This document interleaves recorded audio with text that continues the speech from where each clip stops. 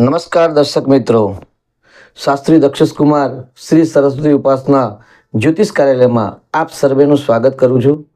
જ્યોતિષ મારા અનુભવ પ્રમાણે અત્યારે એવું કહેવાય છે કે ભાઈ ગણેશજીનો ઉત્સવ ચાલી રહ્યો છે અને ગણેશજીના ઉત્સવની અંદર દ્વાર પર શ્રી મહાગણેશજીની પૂજા કેવી રીતે કરવી, પૂજાના પ્રકાર કેવી રીતે, તેના વિશે આપણે શોર્ટમાં જાણીશું.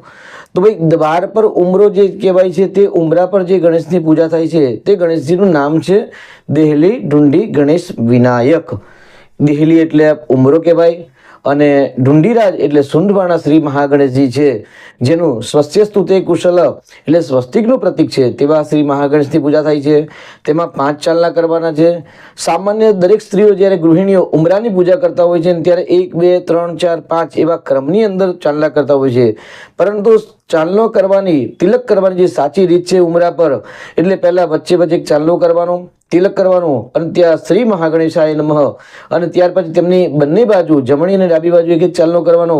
રિદ્ધિ માતાએ નમઃ, સિદ્ધિ માતાએ નમઃ એટલે એમના 2 પત્ની છે રિદ્ધિ સિદ્ધિ તેમના નામનું, અને તે બંને માતાની આજુબાજુ જમણી ડાબી બાજુ એક તિલક કરવાનું. ત્યાં લક્ષ અને લાભ તેમના બંને પુત્ર છે. આ રીતે જે 5 ચાલના ઉમરા પર કરવામાં આવે છે તેનું નામ છે દેહલી ગણેશ ઢુંડી વિનાયક.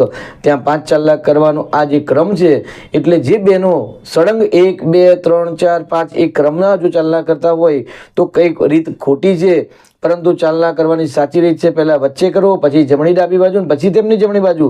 આ રીતે 5 ચાલના ગણેશજીના નામના કરી અને ત્યાં કંકુ ચોખા પધરાવી અને ભગવાન ગણેશજીને પ્રાર્થના કરશો તો ચોક્કસથી તે એ ઉમરા પરથી ઘરની અંદર પોઝિટિવ ઉર્જા અને શ્રી મહાગણેશજીની કૃપાથી આપણા બધાની રક્ષા થતી હોય છે.